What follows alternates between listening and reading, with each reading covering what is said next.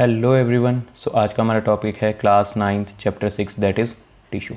क्या होते हैं टिश्यू, इनकी फॉर्मेशन कैसे होती है, प्लांट टिश्यूज़ के बारे में हम पिछली क्लासेस में कवर कर चुके हैं। तो उससे आगे चलिए शुरू करते हैं।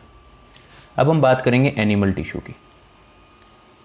सो एनिमल टिश्यू जो है वो कई पार्ट्स में डिवाइडेड है। पहला है आपका एपिथेलियल टिश्यू, जिसमें स्क्वेमस है, क्यूबॉइडल है, कॉलमनर है, सिलिएटेड है और ग्लैंडुलर आपका एपिथेलियल टिश्यू है, जो प्रोटेक्शन का काम करते हैं चीज़ों को कवर करके।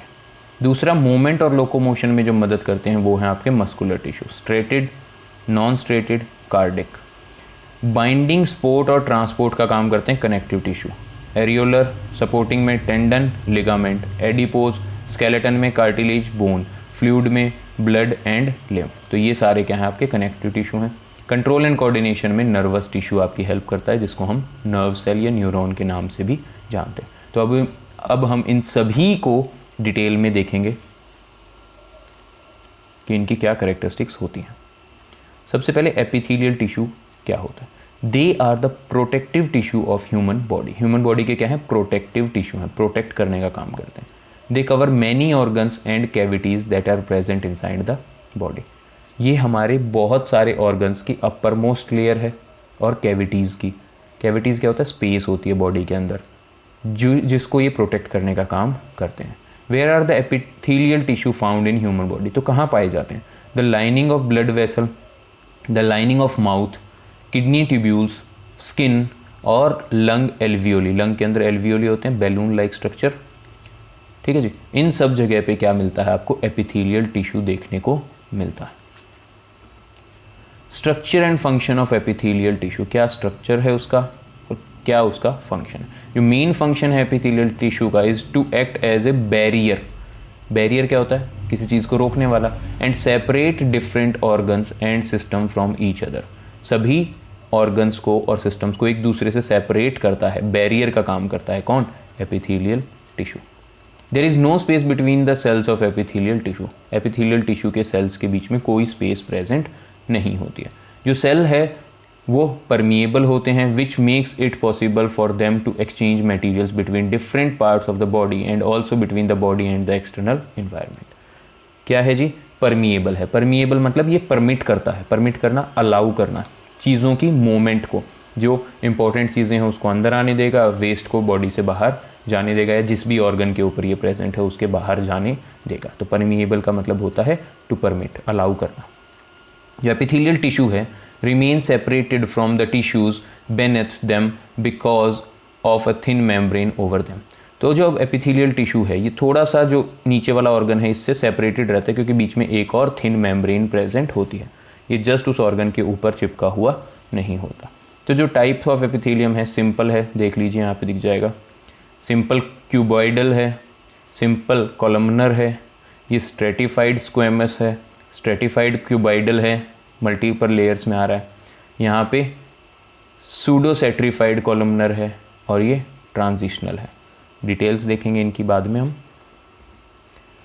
यहाँ पे डिटेल्स आ गए हैं जी। टाइप्स ऑफ एपिथेलियल टिश्यू है, ये simple, stratified, columnar, ciliated, cuboidal, glandular. तो इन सब का स्ट्रक्चर देखते हैं, फिर फंक्शन देखेंगे, कहाँ पे मिलते हैं, कहाँ पे पाए जाएंगे, इनका क्या फंक्शन होगा, ये सब देखेंगे। तो सिंपल स्क्वेमस क्या है, they have delicate cell lining and possesses a flat thin structure. इसका स्ट्रक्चर कैसा है भाई, बहुत ही डेलिकेट, सॉफ्ट है जी जो सेल लाइनिंग है, और ये फ्लैट स्ट्रक्चर में देखने को मिलता है। हमने देखा था एक सिंपल सी लेयर थी। Stratified, the epithelium squamous cells, stratified squamous, the epithelial squamous cells are arranged in several layers, काफ़ी सारी layers में arranged होते हैं। columnar, they are like column like the shape of tissue, column like shape होती है इन tissues की, columnar की। ciliated, जो columnar epithelial tissue है जिनके ऊपर cilia present है, cilia क्या होते हैं, hair like structures होते हैं, उनको ciliated columnar कहा जाता है। cuboidal, क्यूब की शेप में जो सेल्स होंगे उनको क्या कहा जाएगा, क्यूबॉइडल कहा जाएगा, जो इन्वॉल्व होते हैं एब्जॉर्प्शन एंड सिक्रीशन के अंदर, चीज़ों को एब्जॉर्ब भी करते हैं और सिक्रीट भी करते हैं। Glandular, these are special gland cells that can secrete substance. ये स्पेशल सेल्स होते हैं जो सब्सटेंस को सिक्रीट कर सकते हैं। कहाँ पे पाए जाते हैं? सिंपल स्क्वेमस आपका एल्वियोली में पाया जाता है और बोमन्स कैप्सूल में पाया जाता है, जो आपके नेफ्रॉन का एक पार्ट है। और नेफ्रॉन क्या है? एक फिल्ट्रेशन यूनिट है that is present in the kidney. अब एल्वियोली और बोमन्स कैप्सूल ये क्या है जी? बोमन्स कैप्सूल के अंदर यहाँ पर क्या होता है, जो सेल वॉल होती है ब्लड वेसल्स की, that is only 1 cell thick, इतनी पतली होती है, एक सेल जितनी पतली होती है, ताकि एक्सचेंज ऑफ मटेरियल हो सके। एल्वियोली के अंदर क्या होता है? एक्सचेंज ऑफ गैसेज होती हैं, कार्बन डाइऑक्साइड रिलीज कर दी जाती है लंग्स के अंदर इन एल्वियोलीज के थ्रू, और ऑक्सीजन वहाँ से एब्जॉर्ब हो जाती है ब्लड के अंदर। बोमन्स कैप्सूल में ऐसे ही वेस्ट रिमूव होता है, क्योंकि किडनी क्या है? फिल्ट्रेशन यूनिट है, जितना भी वेस्ट प्रोड्यूस हुआ है वो किडनी के अंदर फिल्टर होता है। स्ट्रेटिफाइड स्क्वेमस कहाँ मिलेगा आपको? स्किन के अंदर मिलेगा, लेयर्स में अरेंज्ड थे, है ना। कॉलमनर कहाँ मिलता है? हमारे इंटेस्टाइन में। सिलिएटेड कॉलमनर कहाँ मिलता है? रेस्पिरेटरी सिस्टम में, सिलिएटेड हेयर लाइक है, ठीक है जी।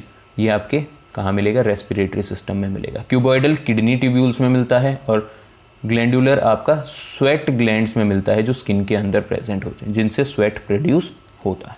तो ये इनकी लोकेशन होगी। अगला क्या है आपका? Connective tissue. कनेक्टिव टिश्यू क्या होते हैं? Structure and function of connective tissue. क्या कैसा स्ट्रक्चर है, क्या उनके फंक्शन हो? They are loosely bound cells present in the intracellular matrix. ये लूजली, बहुत ढीले ढीले बाउंड जुड़े हुए सेल्स हैं जो आपके इंट्रासेलुलर मैट्रिक्स में प्रेजेंट होते हैं।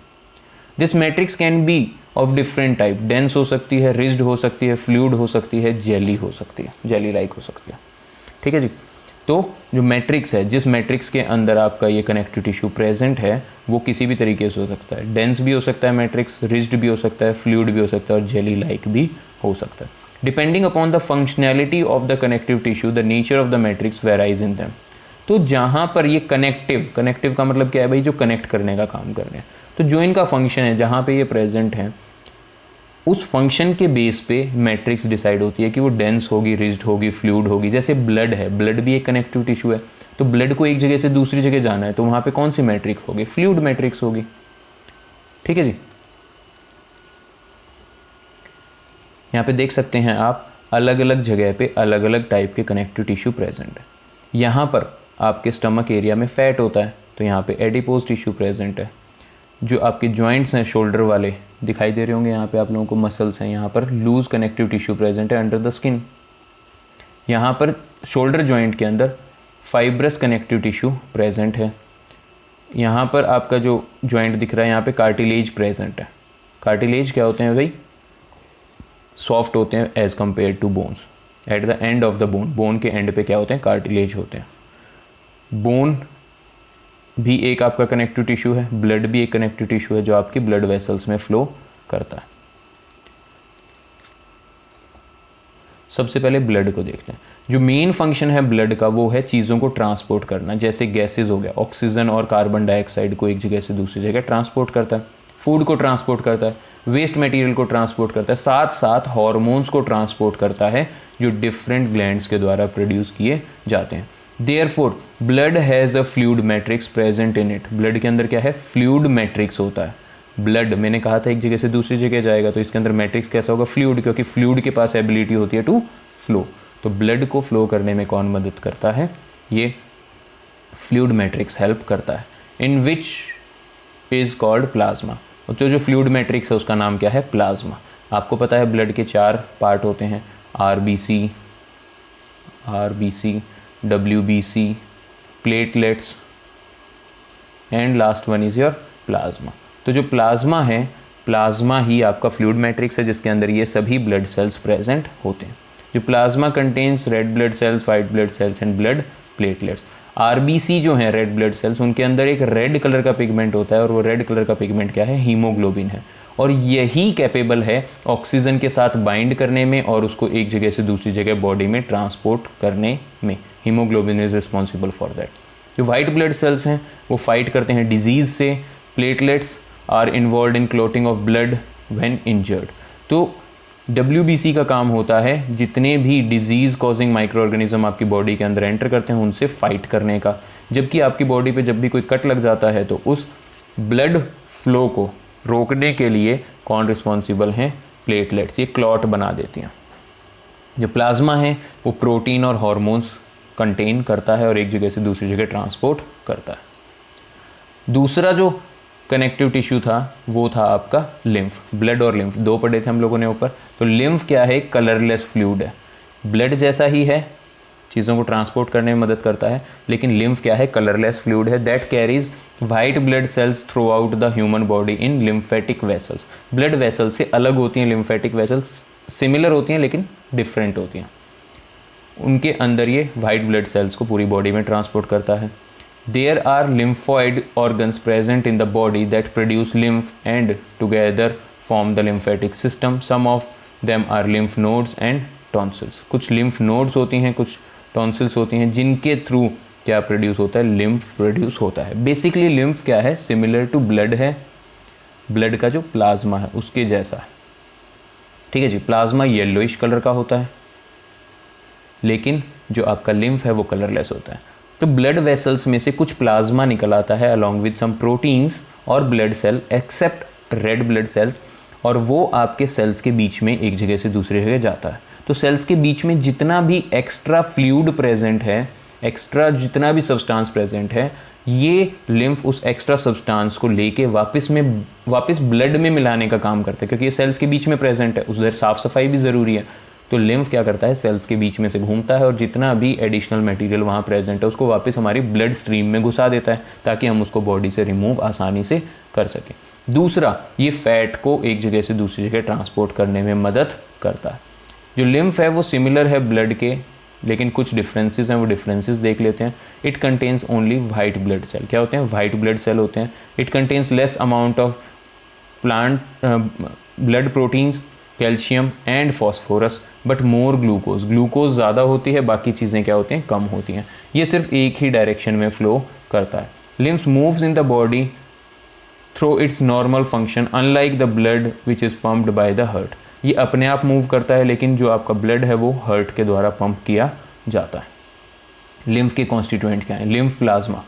Lymph plasma carries infection fighting proteins along with other substances such as water, calcium and phosphorus. तो हमने बात की थी इन्फेक्शन फाइटिंग प्रोटीन्स, और ये WBC को कैरी करता है। Lymph corpuscles comprises white blood cells, red blood cells, platelets are not present in lymph. क्या प्रेजेंट होते हैं? सिर्फ WBC प्रेजेंट होते हैं, RBC और प्लेटलेट्स इसके अंदर प्रेजेंट नहीं होते हैं। फंक्शन क्या होता है लिम्फ का? It carries oxygen and minerals to the cells in the body and carries back carbon dioxide and waste material back into the blood. तो चीज़ें ट्रांसपोर्ट भी कर रहा है हर सेल तक, और जो वेस्ट है उसको वापस भी लेके आ रहा है ब्लड में। It keeps body cell moist, और ये सेल्स के बीच में से जाता है तो जो बॉडी के सेल हैं वो मॉइस्ट रहते हैं, थोड़ा नमी उनके अंदर रहती है। It maintains the volume of the blood. Blood की वॉल्यूम को मेंटेन रखता है, कितनी अमाउंट में उस वॉल्यूम को। It helps in eliminating harmful bacteria and virus from the body and hence is responsible for the immunity of human beings. तो WBC को कैरी कर रहा है भाई, तो वो फाइट करेगा ही करेगा, तो इसलिए हमारी इम्यूनिटी को मेंटेन करने में मदद करता है। ये फैट को एब्जॉर्ब करता है इंटेस्टाइन से और उसको पूरी बॉडी में ट्रांसपोर्ट करने का काम करता है। This is all for this class. Next topic in next video. Thank you very much. Take care. God bless you.